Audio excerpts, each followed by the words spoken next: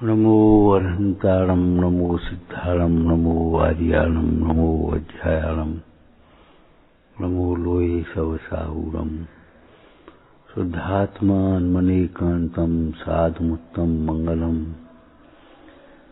वंदे संदृष्टसिद्ध्यर्थं संदृष्ट्यर्थप्रकाशकम् मंगलम भगवान वीरो मंगलम गौतम मुनि मंगलम कुंद कुंदाद्यो जैन धर्मोत्तम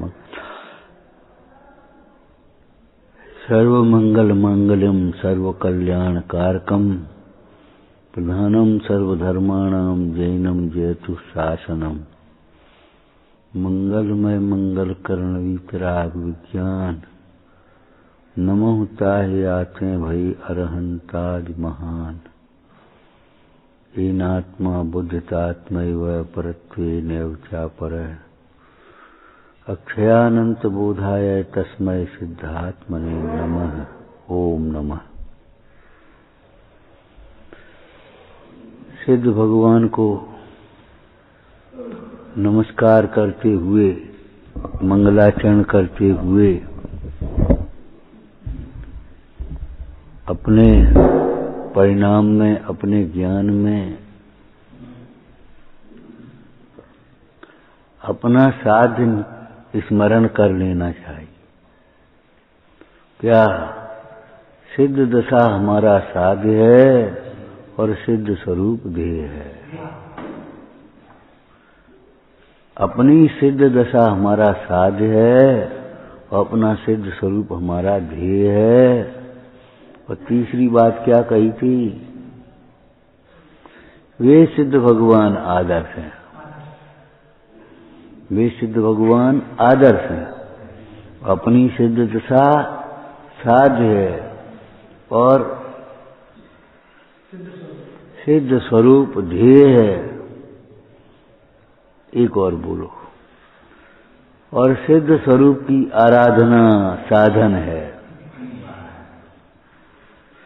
सिद्ध स्वरूप की आराधना, आराधना माने श्रद्धान, अनुभवन, भावना, स्थिरता, लीनता, मग्नता, तृप्ति, संतोष, ये साधन है।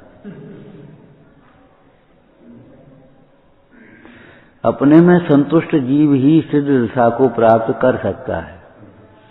सिद्ध भगवान को कैसा सुख होता है कि अपने को सिद्ध स्वरूप देखो, फिर तुम पूछो अपने से कैसा सुख हो रहा है, वैसा ही सुख होगा। स्वानुभव का सुख और सिद्ध भगवान का सुख एक सा है, एक ही जाति। दोपहर में सुदर्श तरंगनी देख रहे थे, बड़ी सुंदर चर्चा आई। मिथ्या दृष्टि का ज्ञान कंडे की अग्नि के समान है। कंडे की अग्नि कैसी? जरा लौ हुई, उसके बाद दब गई, खत्म हो गई। ऐसे ही मिथ्या दृष्टि का ज्ञान ऐसी थोड़ी देर दिखता है, बाद बाकी खत्म। मिथ्या दृष्टि का ज्ञान अंधे के समान है। जैसे अंधा अनुमान से चलता रहता है, अनुमान से ही काम करता है जितना भी। ऐसे ये अंधा से बोलता रहता है, अंधा से अपना समझता रहता है। वो हमने समझी थी। कैसे समझी भाई तुमने? हमने सोची थी। और वो अनुमान से चलता चलता कहो तो गड्ढे में गिर जाए, बच जाए तो बच जाए, गिर जाए तो गिर जाए। अंधे का जो ज्ञान है, वो मिथ्या दृष्टि का ज्ञान है, वो अंधे के समान है। महापुराण में भी ये चर्चा की है। अंधा यह दौड़े तो अपने गंतव्य पर तो नहीं पहुंचेगा।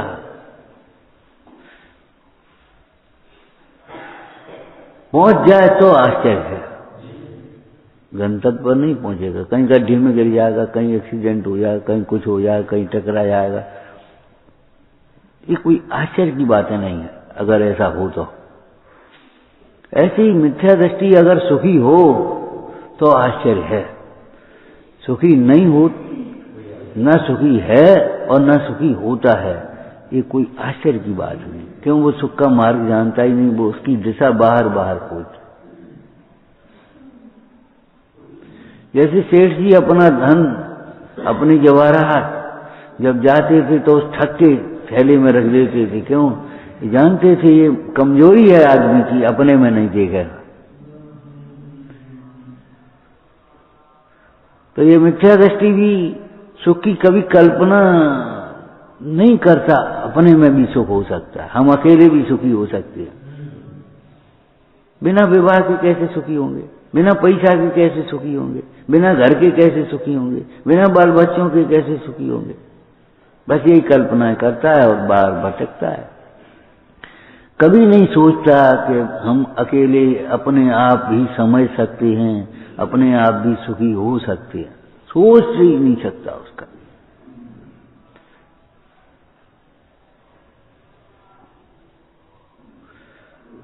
बड़ी मार्मिक चर्चा लगी हमें।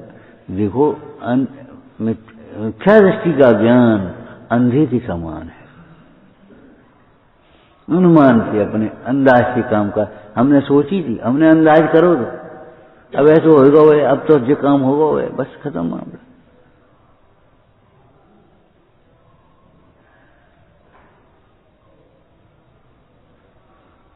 मैंने अपनी अटकलें लगा रहता है। आप लोग सोचो इस विषय को, हम कितना अपने आप जाने क्या क्या सोच लेते हैं और होता कुछ नहीं, जबकि वह हमने सोची थी और सोच करके वो अच्छे कार्य के लिए उद्यम नहीं होता, रुक जाते हैं। हमने सोची थी, अब कहा अब ठंड, ऐसी ठंड में को आओ है, चलो हमने सोची, अब चलो रहने दो, आज छुट्टी, खत्म मामला। हमने सोची कि अपने आप ही ठीक हो जाए, कुछ नहीं, और क्या नुकसान करेगी और क्या फायदा करेगी, हमने सोची। बस इसकी सोच इतनी विपरीत और इतनी अधूरी है, कुछ पढ़ने की नहीं। हर प्रसंग में हमने सोची, हमने सोची। अरे अब नेक्स्ट की बात को क्या बताना। तुमने प्रेमचंद जी की सवासिर गम पढ़ी होगी। एक मेहमान आ गया तो बेचारा साहूकार के यहाँ गया, ने हमें सवासिर गेहूं दे दो, गेहूं फसल आएगी तो तुम्हें दे देंगे, उन्हें ले जाओ। तो भर दियो, दे दियो उसको। अब उसकी फसल आई, सुबह में बड़ी डलिया 5 सेर की अपने भर कर उनके डाले आओ, बस दे आओ। लेकिन उन्हें क्या देखने दो, न उसने जमा कराई, न उसने कुछ कराई। अब वो हिसाब लगाता रहा, हिसाब लगाता रहा, हिसाब लगाता रहा। एक दिन बोले, भैया तुम्हारी भी 2.5 मन गेहूं निकल रही। 2.5 मन गेहूं निकल रही कि हाँ, सवा सेर गेहूं ले गए थे तुम। बाको ब्याज बड़े को 4 साल बाद पकड़े तो उन्होंने चुपचाप।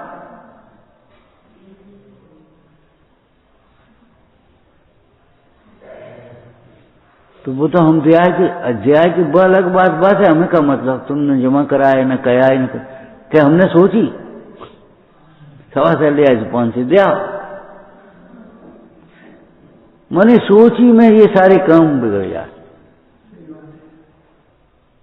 फिर वो रुपया 60 रुपए का रुपया लिखा गया, फिर वो ये हुआ, फिर वो काम तमाम चले। अंत में वो पूरा जिंदगी भर उनके यहाँ मजदूरी करते करते मर गया और उनका लड़का मजदूरी कर रहा है। साहूकारों की क्रूरता एक बताई वहां, लेकिन हमारा समझना मतलब ये है, हमने सोची जैसे कहा हो जाएगा। अरे भगवान तो भीतर है, कहा हो जाए मंदिर जाए। इतनी बातें मान रहे हैं, एक बात नहीं मानी तो कहा हो बात है। हमने सोची।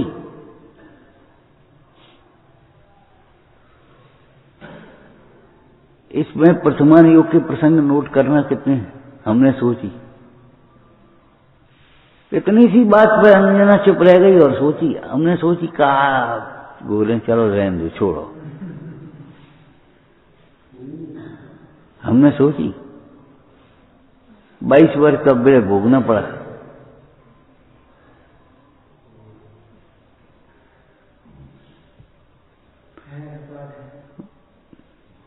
हंसी हंसी में हमने कही थी, हमने सोची, बड़ा अपराध है।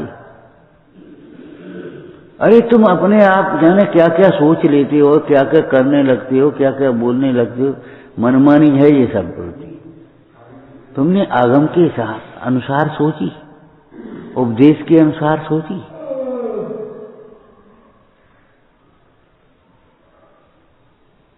तेसाम वचनानुसार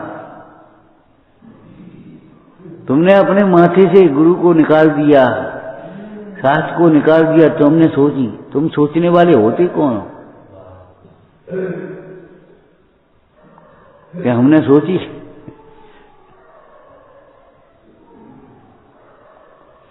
और जो अपने को नेक जरा सा बड़ा मान लेते हैं, उनकी यही दशा होती है। वे दूसरों से गए, आज पंडित जी ने क्या कही थी मालूम,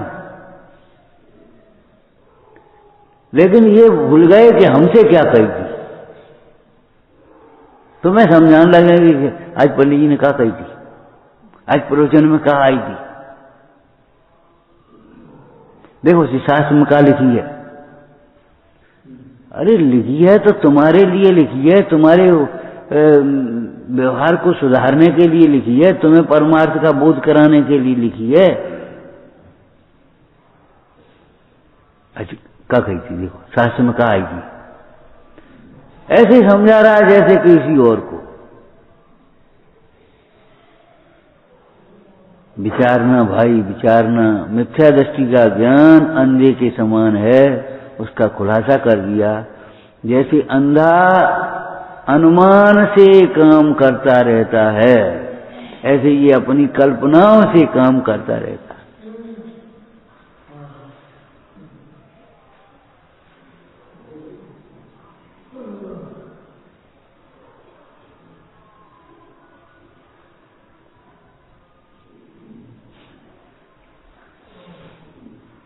बहुत लोगों की राइट टाइम पर अगर ट्रेन आया, गाड़ी आया है तो चू चू कही जाती है। हमने सोची ऐसे कोहरा में घंटा आध घंटा तो लेट होगी।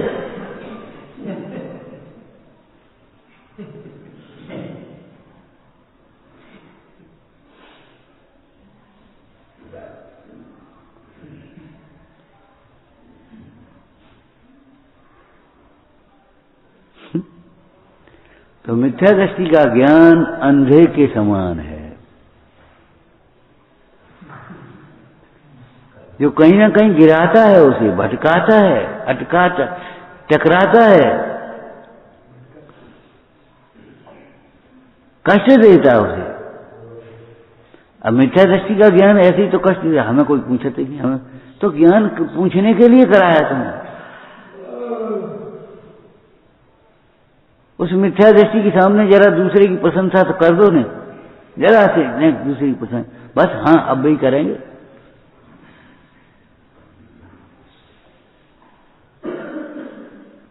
उसको अंतरंग में ऐसी ईर्षा जग जाती है, हमारे सामने की, हमारे सामने की।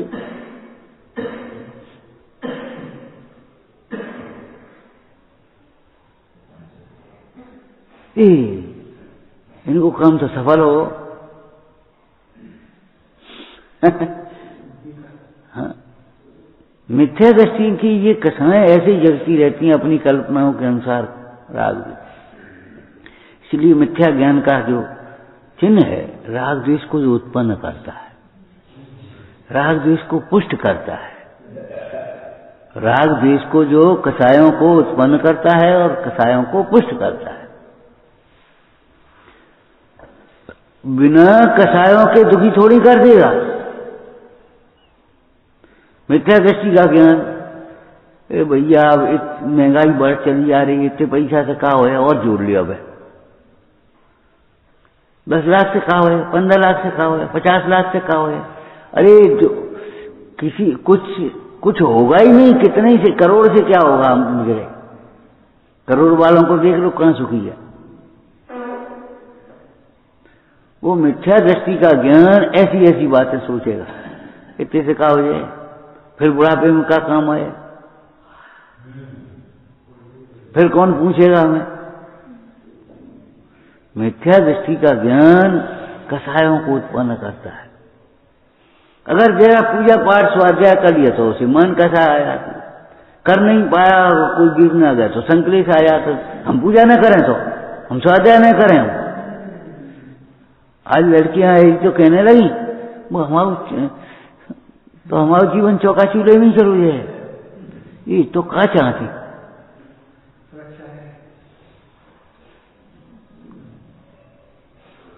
माने घर का काम करने में इंसल्ट लग रही, इतनी पढ़ाई करके हम काम खुद करें, बाकी नौकर लगो हुए और हम अपने साहब बने बैठे हो।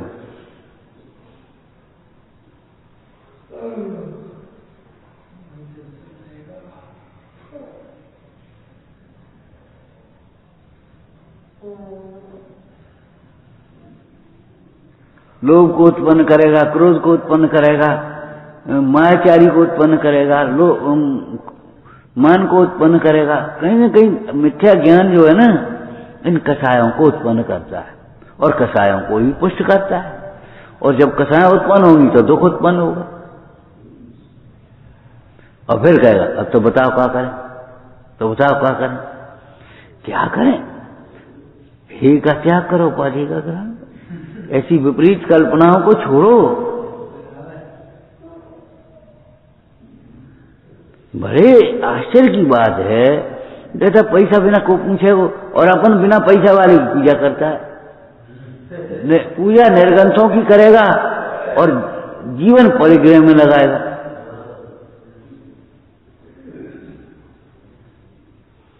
और उसकी कोई सीमा नहीं है। हमने आपको कहा था वक्र रेखा की कोई सीमा नहीं होती। सरल रेखा तो सीमित होती है, एक बिंदु ये और एक बिंदु ये। अब सरल रेखा 1 फुट, एक वो 1 मीटर। सरल रेखा 1 मीटर ही होगी, ज्यादा नहीं हो सकती। और वक्र रेखा तो किलोमीटरों में चली जाए, घूमते जाओ घूमते जाओ घूमते जाओ। वक्र रेखा की कोई सीमा नहीं होती, तृष्णा की भी कोई सीमा नहीं होती, वक्र परिणामी के संसार की भी कोई सीमा नहीं होती। वक्र परिणामी की संसार कोई सीमा नहीं है, दुख की कोई सीमा नहीं है। क्यों? कसायों की कोई सीमा नहीं है ना उसकी। बहाने बनाने में जिंदगी चली जाएगी।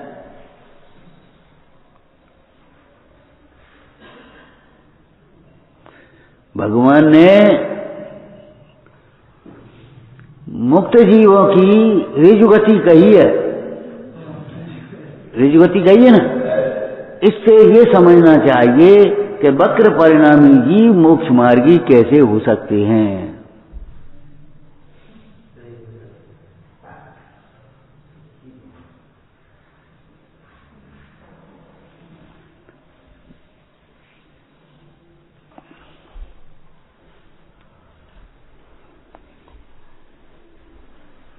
कौन जमाने की बात कर रहे हो? अरे जय जमाने की बात कर रहे हैं भैया, जय जमाने की बात कर रहे हैं। ये सार्वकालिक सार्वभौमिक सत्य है। पाप हर सब जीवों को सदाकाल सर्वत्र सर्वथा दुख का ही कारण होता है। दशाएं सर्व जीवों को सर्वत्र सदाकाल सर्वथा दुख रूप ही होती हैं।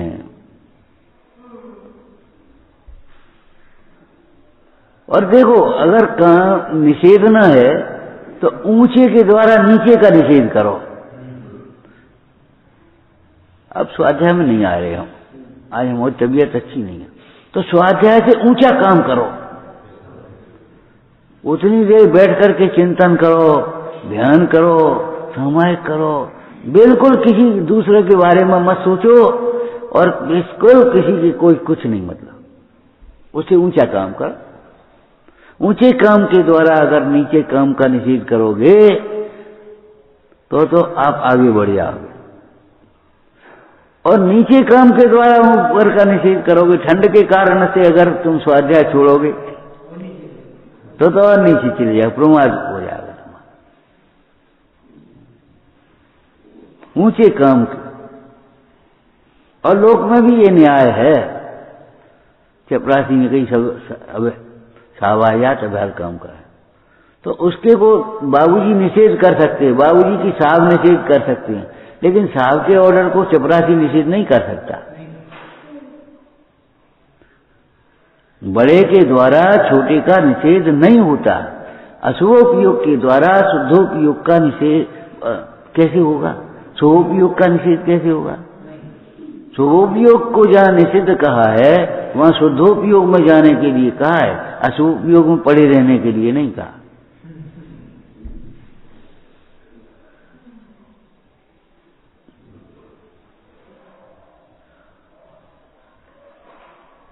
और हम अशुभोपयोग के द्वारा निषेध कर रहे, प्रमाद के द्वारा, व्यापार के द्वारा, व्यवहार के द्वारा। आज हम वहां चले गए थे, अनेक हम सो गए थे, आज हम ये कर रहे थे, और स्वाध्याय कछ नहीं, कोई मतलब ही नहीं। भैया तुम्हारी परिणति गिर जाएगी, अधोगति के पास हो जाओगे। हाँ, सामायिक कर रहे थे तो पता नहीं पड़ी हमें, टाइम कब निकल गया। धन्यवाद है, कोई बात नहीं। स्वाध्याय ध्यान के लिए ये अगर तुम्हारा ध्यान में उपयोग लग गया तो बहुत सुंदर बात है। मुनिराज आत्म ध्यान की अवस्था में जब रहते हैं तब कहाँ वे इंद्रिया समझती, कहाँ भाषा समझती, बता। अरे अब गुप्ती उससे बड़ी है।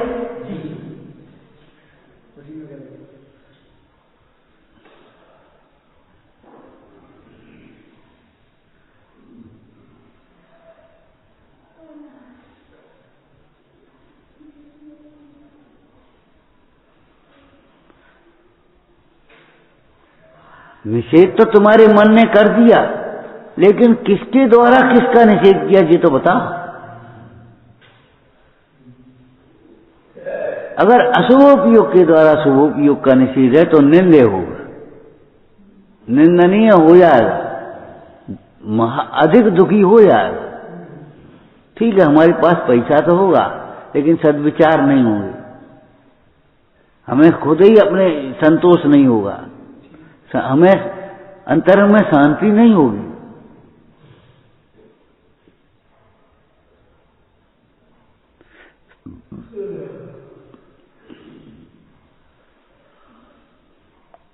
अगर पैसा नहीं है और ईमानदारी के साथ आगे बढ़े हैं तो हमारे जीवन में संतोष होगा, शांति होगी, हमारे घर में भी स्वास्थ्य होगा, शांति होगी, मन में भी शांति होगी, स्वस्थ होंगे हम, हमारा धर्म ध्यान में मन लगेगा, समाधि कर सकेंगे।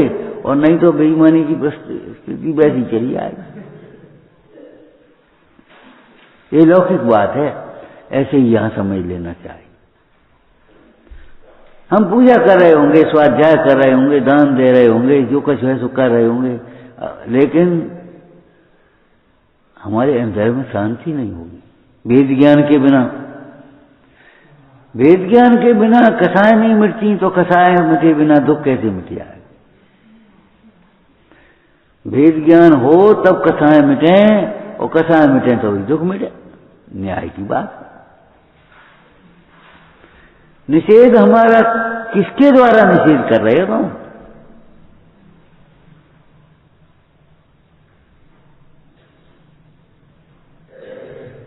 निषेध करना सीखो।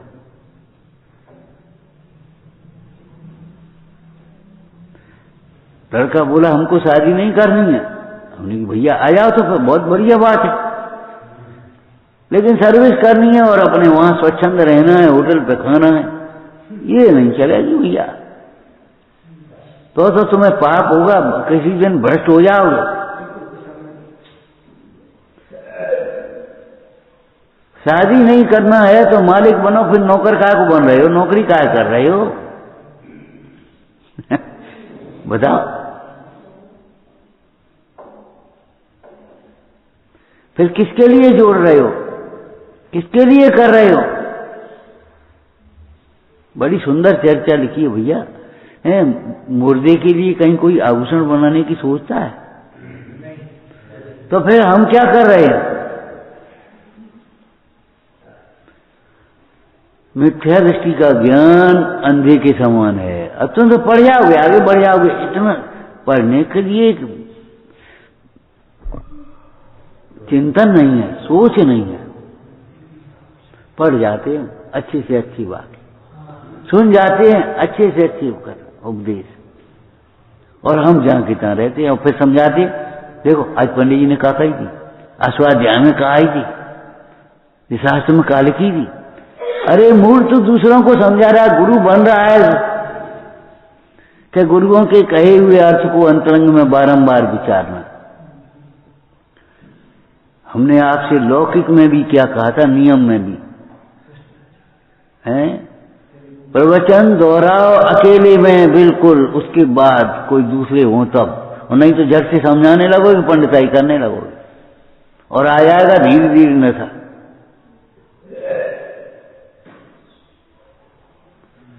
प्रवचन या शास्त्र जो कुछ भी हम पढ़ते हैं सुनते हैं उसको दोहराओ अकेले में। वो आत्मन पहले लगा दो, पहले लगा वो आत्मन। क्या सुन करके आया, क्या पढ़ा, और तू क्या कर रहा है, कहां पढ़ा है।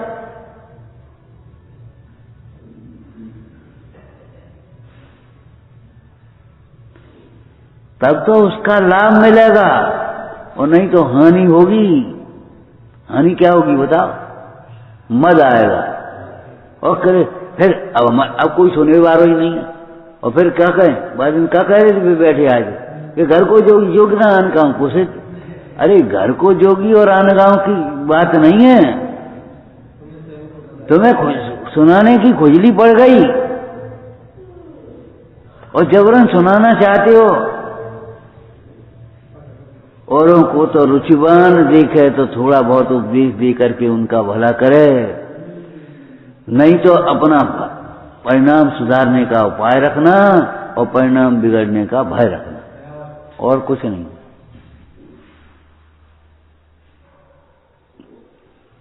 ये साधना है, ये भाषणबाजी नहीं है। और फिर कितनी सुंदर बात है, अगर अंदर मैंने जरा सा ख्याति लाभ का अभिप्राय आ गया तो फिर भाव विशुद्धि नहीं होगी, नहीं होगी।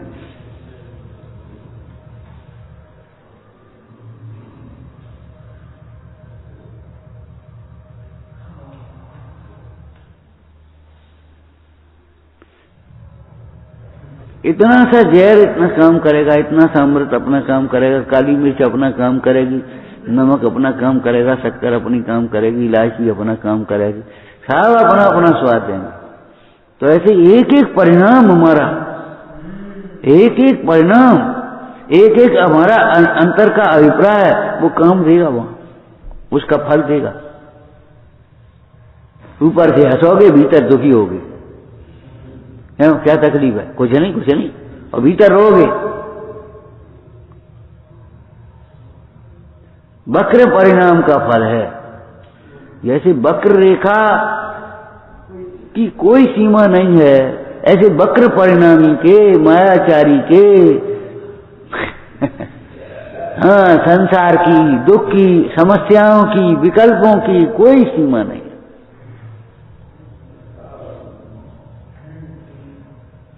करिए सरल त्यों योग अपने, करिए सरल त्यों योग अपने, बस हो गई पूजा, इतनी तो कर लो। तो पहले भवाजी कहते 5 सेकंड को सामायिक तो बहुत है।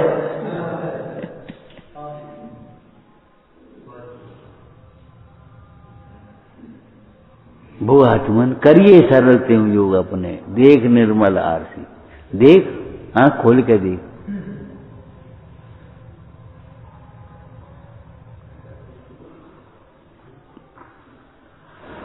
अब तुम स्वाध्याय के समय तो ध्यान लगा के बैठो, ध्यान कर रहे हम बहुत बढ़िया, बिल्कुल कुछ नहीं, मुर्दा जैसे ध्यान लगा के बैठ जाओ और वैसे बातें करो, चर्चा करो। अब ताकि क्या कर दें बताओ।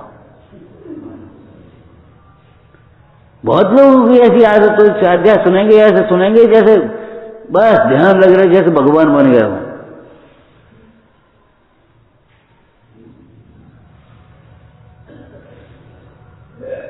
और वैसे बातें करेंगे, वैसे चर्चा करेंगे। अरे मौन लेना है तो स्वाध्याय के बाद मौन लो, ध्यान करना है तो स्वाध्याय के बाद फिर ध्यान करने बैठो।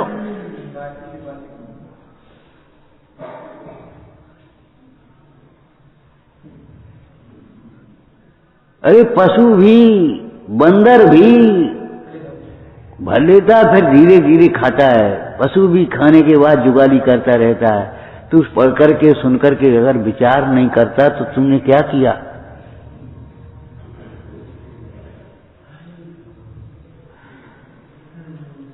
हमने क्या कहा था? स्वाध्याय का समय हो गया, स्वाध्याय चालू हो गया और हमें लगा ही नहीं रहा स्वाध्याय। बस लगे अपने, लगे लगे लगे लगे। 10 साल पहले की आदत आज भी पड़ी है। बिल्कुल उत्साह नाम की चीज नहीं है कि स्वाध्याय का समय हो गया। और क्रम स्वाध्याय के आगे पीछे, समय के आगे पीछे हमने उठाए। एक अंतरकरण विधान होता है, आगे और पीछे करके उतना समय कर्म के नीचे कुछ आगे हो गए, कुछ पीछे हो गए, अभी उदय में आ गए उदयना होकर के, और बीच का समय खाली रह गया तो उस समय उपसम सम्यक्त होता आता। अंतरकरण विधान बोलते हैं। अब 2 की जगह और 3 बैठने,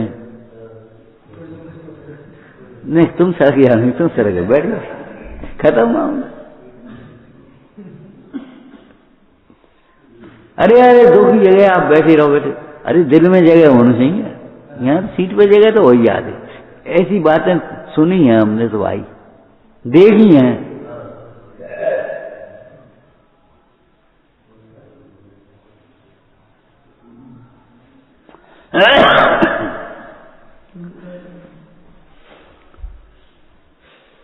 तब से चल रहा है। हमने मिथ्या दृष्टि का ज्ञान अंधे के समान है।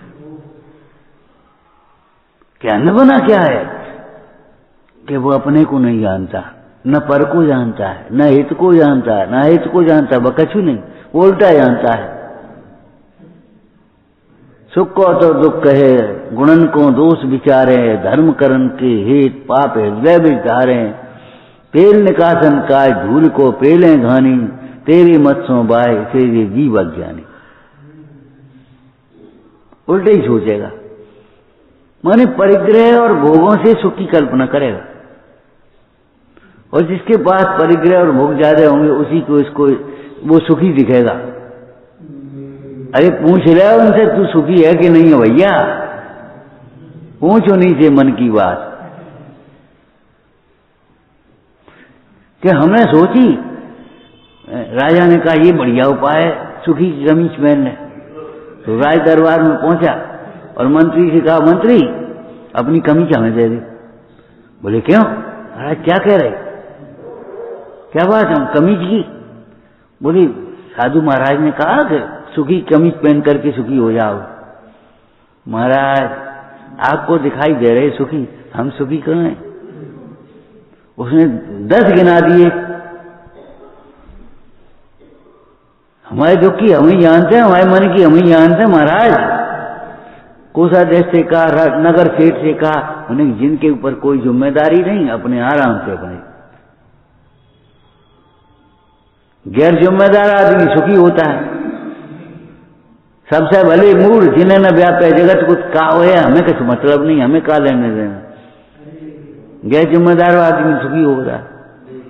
अरे वो तरफता है, दुखी महादुखी होता है। कब? हर समय, उस समय भी जब वो गैर जिम्मेदारी कर रहा है। और उसके फल में तो बहुत होता ही है जब उसकी जिम्मेदारी कोई नहीं लेता, लेने को तैयार नहीं होता। ये भैया हमारे ने चश्मा उठा ली, हम नहीं भैया, हमारे बस की नहीं। तब मालूम पड़ते है उसको क्या गैर जिम्मेदारी किसका नाम। नहीं हमारा उठा दी, उठवा दी भैया, हमें नहीं। कभी कभी साइकिल वालों का बोझ गिर जाता नहीं कि सड़क पे, अब वे सोचे साइकिल संभालें कि बोझ संभालें, कैसे रखें, क्या करें, तो वे देखने लगते हैं। जाने कितने लोग निकल जाते हैं, कितने लोग निकल जाते हैं। निकल चले गए बिना कुछ मतलब, निकल चले गए बिना कोई मतलब नहीं। अब उसे पता पड़ता है कि गैर जिम्मेदारी का क्या फल होता है।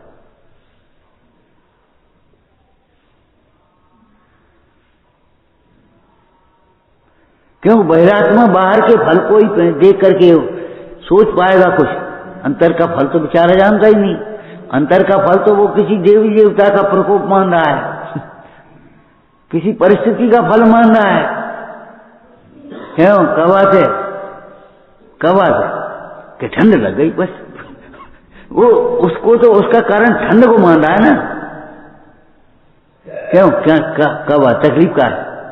अरे बताए वो शाम को दवाई नहीं ले पाई तो सिर में दर्द हो रहा है, दवाई नहीं ले पाई, वो कारण मानना है ना उसको। लापरवाही तुम कह रहे हो, वो उसको लापरवाही बिना मैं कही नहीं बिनता, मैं याद हमने कही थी याद दिवादियों ने दवाई लेना में, तो मैंने बताया याद ही नहीं दिवाई। अब तो याद नहीं रही तो बे कैसे याद देवा? बड़े मजे की बात है। मैंने तुम्हें तकलीफ है, तुम्हें याद नहीं है, और वो हमने बताई नहीं मैंने, हमारा टाइम है वो। इस जीव ने इतनी बड़ी लिस्ट तैयार की है भीतर तक आने का, उसमें आत्मा है ही नहीं कहीं, अपने परिणाम है ही नहीं, आश्रय है ही नहीं कुछ। दुख के कारण इतने गहने उनने, इतने लगाए उसने कि दुख के कारण आश्रय समझने के लिए कोई गुंजाइश ही नहीं। दुख का कारण मोह है, ये समझने की गुंजाइश ही नहीं।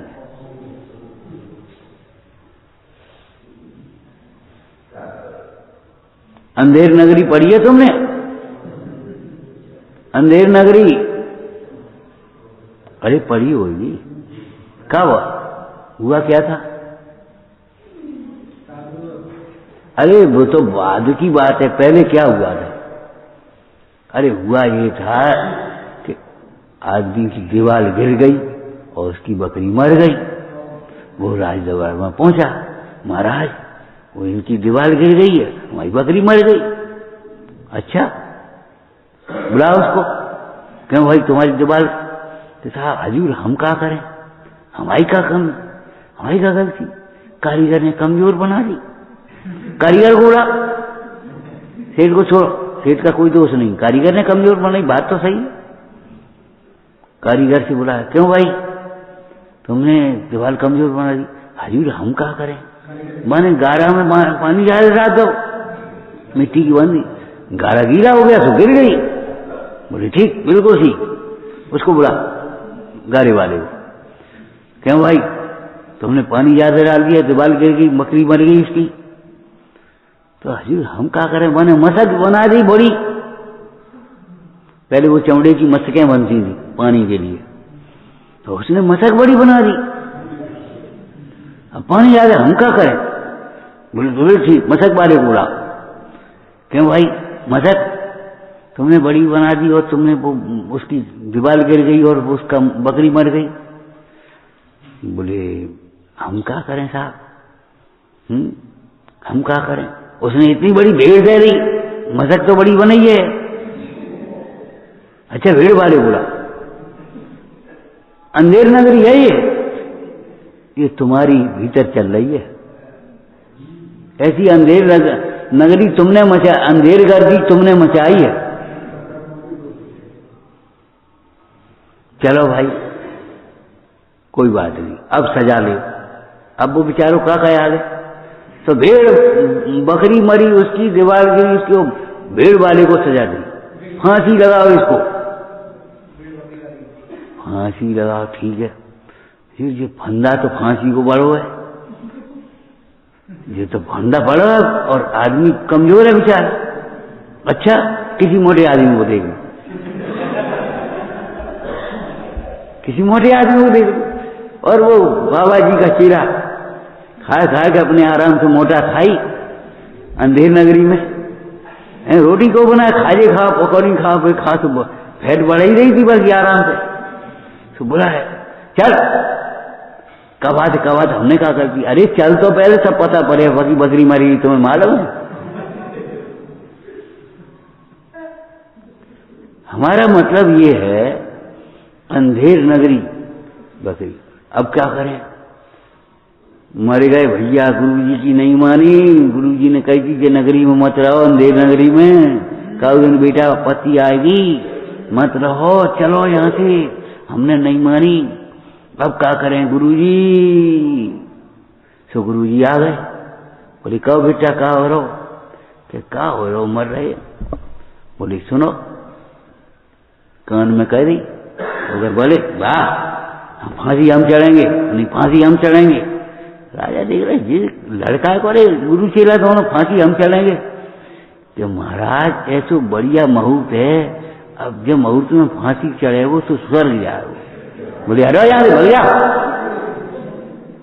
हम हमारे रहते हुए तुम लोग फांसी के चढ़ो, स्वर्ग जाओगे, हटो यहाँ से। हमारा मतलब ये है कहने का, इतनी बड़ी लिस्ट इसमें खोजते खोजते पाना चाहता है, और इसी का नाम तनाव, टेंशन, डिप्रेशन, इसी का। दुखी तो मोह से है, दुखी तो कसाय से है, और दुख का कारण परद्रव्य को माना। अब परद्रव्य को एक दुख का कारण माना तो उसको हटाया तो दूसरा परद्रव्य दुख का कारण, उसको हटाया तो तीसरा दुख का कारण, उसको मिलाया तो वो दुख का कारण, उसको मिलाया तो दुख का कारण। बीमारी के कारण दुख का कारण बीमारी को माना, फिर उसका इलाज कराने गया तो डॉक्टर नहीं मिला तो डॉक्टर को कोसने लगा, फिर मेडिकल बंद थी दुकान तो उसको कोसने लगा, और फिर सरकार की व्यवस्था को कोसने लगा, और कुछ नहीं हुआ तो अपना भाग्य ठोंका लगा, मर गए भाग्य। ये तो इतनी बड़ी लिस्ट इसने दुख के कारणों की तैयार कर रखी है कि अपने तक, अपने परिणामों तक पहुंचने की इसको गुंजाइश ही नहीं, जाम लगा है विकल्पों का जाम रहा। अथवा वह शिव के निष्कंटक, पथ में विषकंटक बोता है। जिंदगी होम जाती है, जीवन पूरा होता है, विकल्प पूरे नहीं होते, काम पूरे नहीं होते, इच्छाएं पूरी नहीं होती। एक आज के हो गए हो तो तुम बता दो भाई। अरे इतनी जल्दी मत कहो, सोचो सोचो। अगर तुम्हें ये लगता है कि जिंदगी पूरी होती है, इच्छाएं और विकल्प पूरे नहीं होते, तो इन विकल्पों से बस हो, अलम अलम जल पाए, दुर्विकल्प रनल पाए। तो मिथ्या दृष्टि का ज्ञान अंधे के समान है, जिसमें सूझ नहीं रहा, सीधा मार्ग नहीं सूझ रहा। हाँ, टेढ़े टेढ़े मार्ग चलो, टेढ़े टेढ़े चल रहा, सीधा नहीं सूझ रहा उसको।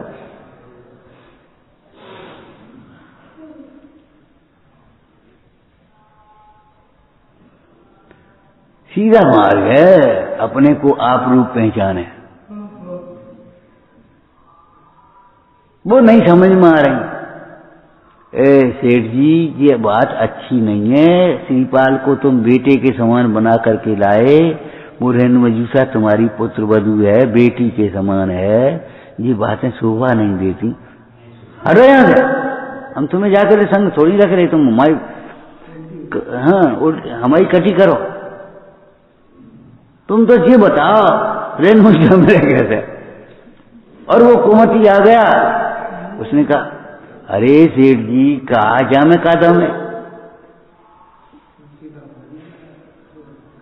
तूफान की घोषणा कर देंगे और मस्तूल पर श्रीपाल चढ़ेगा और काट देंगे, वो समुद्र में गया। श्रीपाल तुम्हारी बिल्कुल सही, जबकि बिल्कुल गलत था, सो सही लग रही इसको। बहाने बनाए के पर रखे बिल्कुल सही लगा, और अपना कर्तव्य का पालन करो जी गलत लगता है।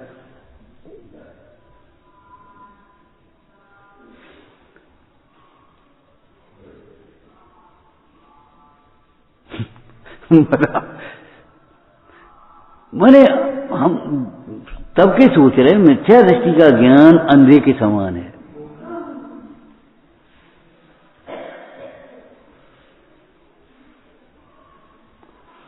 सम्यक दृष्टि का ज्ञान स्वर्ण के समान है। सम्यक दृष्टि का ज्ञान स्वर्ण के समान है, जितना उसको तपाया जाए उतना ही खिलता है। ऐसे ही जितने उसके ऊपर उपसर्ग परिचय आते हैं उतना ही उसका वैराग्य बढ़ता है, उतना ही आनंद हो। जितने जितने उपसर्ग सही उतनी उतनी, क्यों? सम्यक ज्ञान था ना। और वह सम्यक ज्ञान सुवर्ण के समान जैसे और अधिक अधिक चमकता जाता है, अंत में केवल ज्ञान होकर के लोकालोक का प्रकाशक हो जाता है। वह पंडित टेकचंद जी ने कैसा दृष्टांत दिया कि सम्यक ज्ञानी का ज्ञान या सम्यक ज्ञान सुवर्ण के समान है। और एक दृष्टांत है, कंजूस का धन मक्खी के शहद की तरह है।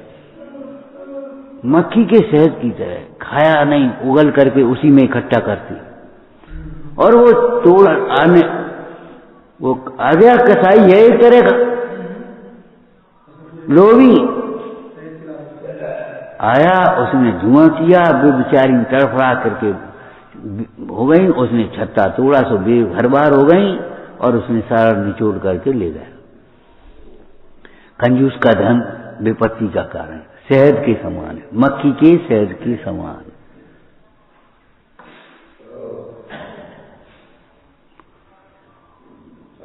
जैसे वो मक्खी उस शहद को खा नहीं पाती, भोग नहीं पाती, उसके कारण से मरण को प्राप्त होती है, ऐसे ये कंजूस का न उस धन का दान कर पाता है, त्याग करने की तो बात ही नहीं है, और न उसको भोग पाता है।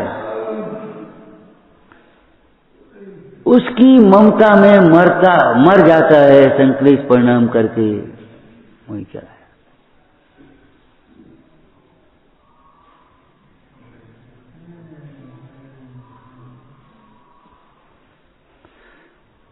जोड़ ले, जुट जा। अरे उपयोग का समय आए तो पहले उपयोग करो, जोड़ने की बात बाद में सोचना।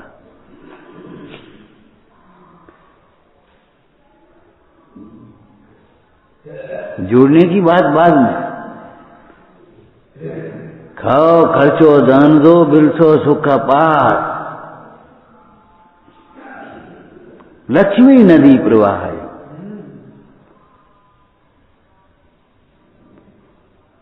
दान भोग नाश, दान के लिए भी संग्रह मत करो,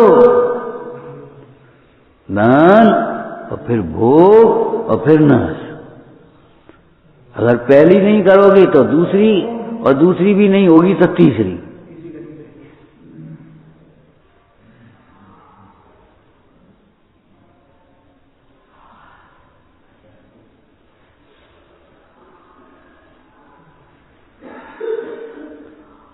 क्या चर्चा चल रही है?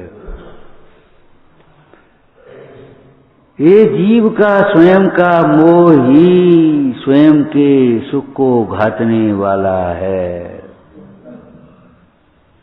स्वयं के ज्ञान को, स्वयं की प्रभुता को घातने वाला कोई दूसरा नहीं है।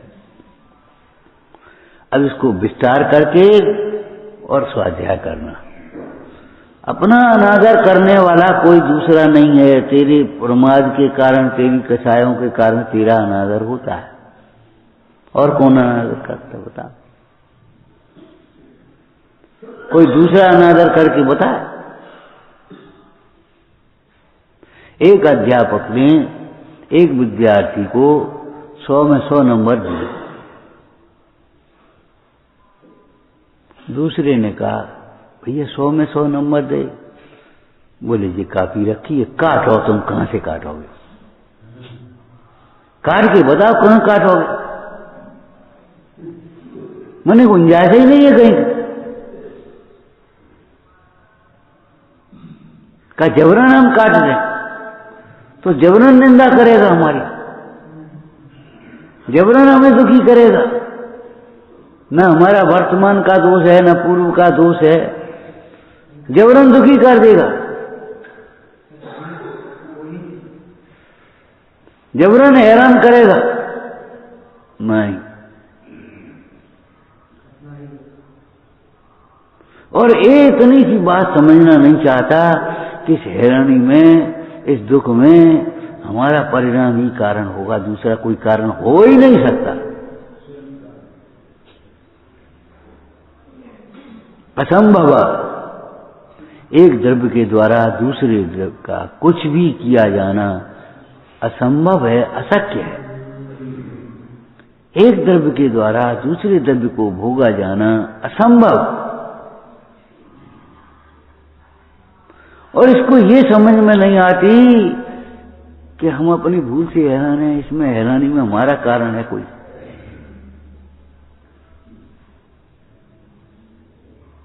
इसको ये लग रही है कुल्हाड़ी काट रही है, बेंट अपनों जोड़ों से नहीं गिर रही। वो वृक्ष है ना, आए गए भैया जी कुल्हाड़ी वाले, अब जी काटेंगे। मैं वृद्ध बूढ़ा क्या नाम वृक्ष बोला, भाइयों अब क्या कहें, कुल्हाड़ी क्या करेगी, बिना बेंट की कुल्हाड़ी काट के बताया तो बता, बेंट तो अपना पर्व है। तो तुम ये बात नहीं सोच पाते, उपयोग तो अपना जुड़ा है। कभी कभी घर में पति पत्नी की कभी कोई कहासुनी हो जाती है तो मालूम है एक भाषा कही जाती, तो हमका जबरन आए गए, हमका जबरन आए गए भैया।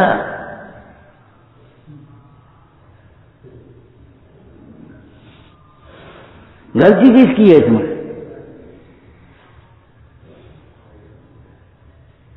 ऐसे ही ये बताओ, अपना उपयोग न जुड़े तो कौन दुखी कर सकता विश्व में? गाली देने वाला देने के लिए स्वतंत्र है, तो ये भी सुनी अनसुनी कर देने के लिए, न सुनने के लिए स्वतंत्र है। यह भी भेद ज्ञान करके तो नहीं कहा कुछ भी तुझे ही, अबुध रोष तू क्यों करे। गाली देने वाला अगर गाली कर दे रहा है, निंदा करने वाला निंदा कर रहा है, चुगली करने वाला चुगली कर रहा है, कर्म अगर उदय में आने के लिए स्वतंत्र है तो हम भी भेद ज्ञान करने के लिए स्वतंत्र हैं। पर हम परतंत्र क्यों हैं?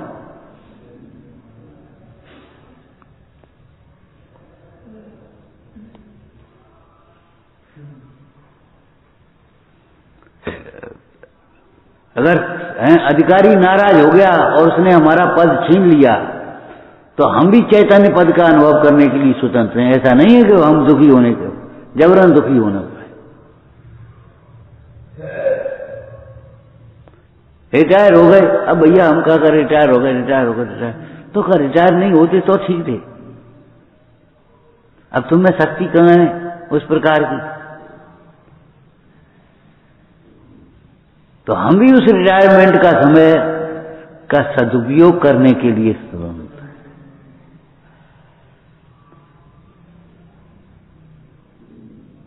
कि तनख्वाह आदि हो गई, पेंशन है ना, अब पेंशन आदि मिली तो हम भी अपना खर्चा घटाने के लिए स्वतंत्र हैं। आराम से रहो।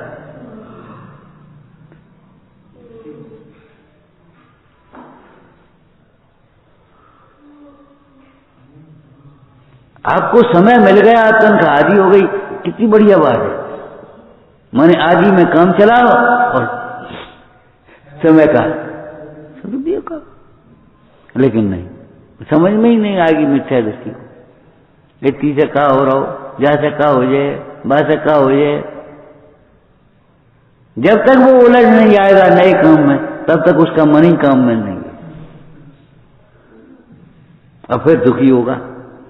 जैसे कोई स्वयं पत्थर से सिर फोड़े और रोवे, उसी प्रकार से ये जीव परख से मोह करता है, पर को अपना मानता है, स्वयं उसे अनुकूल बनाना चाहता है और स्वयं ही दुखी होता है। भूल किसकी है बताओ?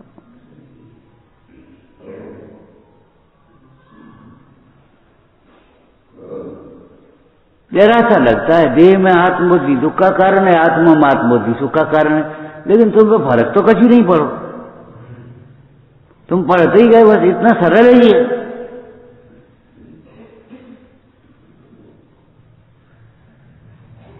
कोई कोई दवाई आती हैं, बहुत छोटी आती हैं।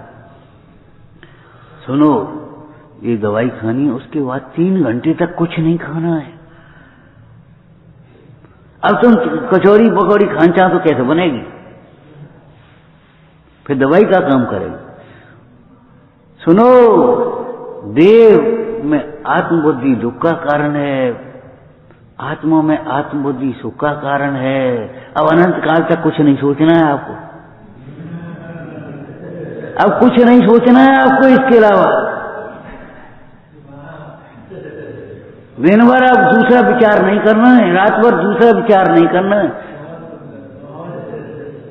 नहीं, सो नहीं होता। जब भी इतनी सी गोली है, इतनी सी गोली, उसको पचने तो दे भैया, पचने तो दे। हैं? नहीं, इसके अलावा कैसे? वही तो बता तो क्या करें? इसके अलावा कुछ नहीं सोचना है।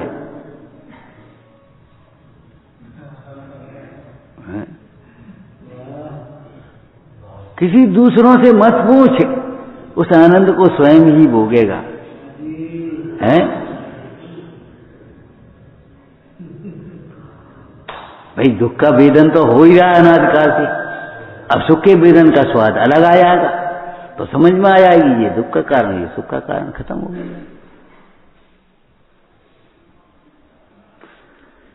अकेले स्वानुभव को मोक्ष का मार्ग कैसे कहा, इस बात को गंभीरता से सोचना चाहिए।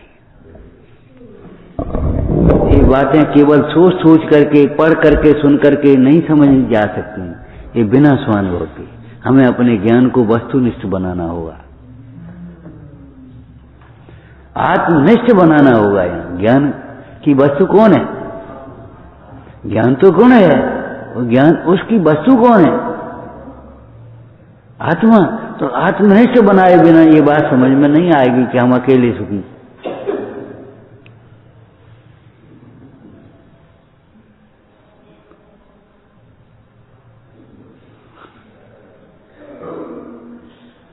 शरीर सहित अकेले मानोगे, समस्याओं का ढेर खड़ा हो जाएगा। तुम कहो अकेले में तो बड़ी आफत है। अरे तुमने जिसे अकेला मान दिया वो अकेला है कहाँ? वो अनंत परमाणु का स्कंद है, वो अकेला है कहाँ? अकेला तो आत्मा होता है, अकेला तो आत्मा होता है। ये शरीर कभी अकेला नहीं होता, अनंत परमाणु का स्कंद है। असंख्यात प्रदेशी, संख्यात प्रदेशी, अनंत प्रदेशी स्कंद है कि नहीं? तो ये अकेला कहाँ है? अकेला शुद्ध होता है ना, ये शुद्ध थोड़ी है अकेले। देह जब शुद्ध नहीं होती तो देह को अपना मानने वाला कैसे शुद्ध हो सकता है? विचारना। ओम नमः।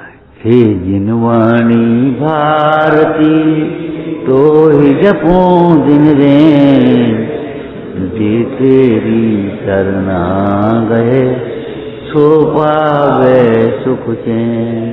या वाणी के ज्ञान सुबेरो कारो,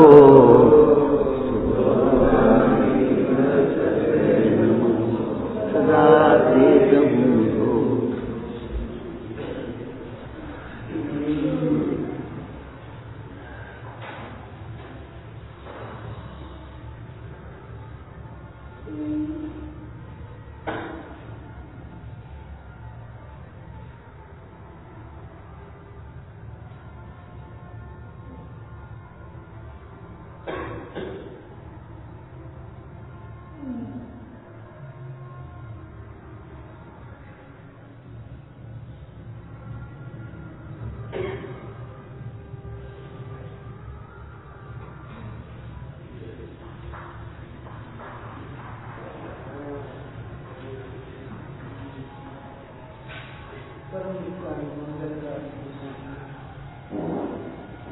ओम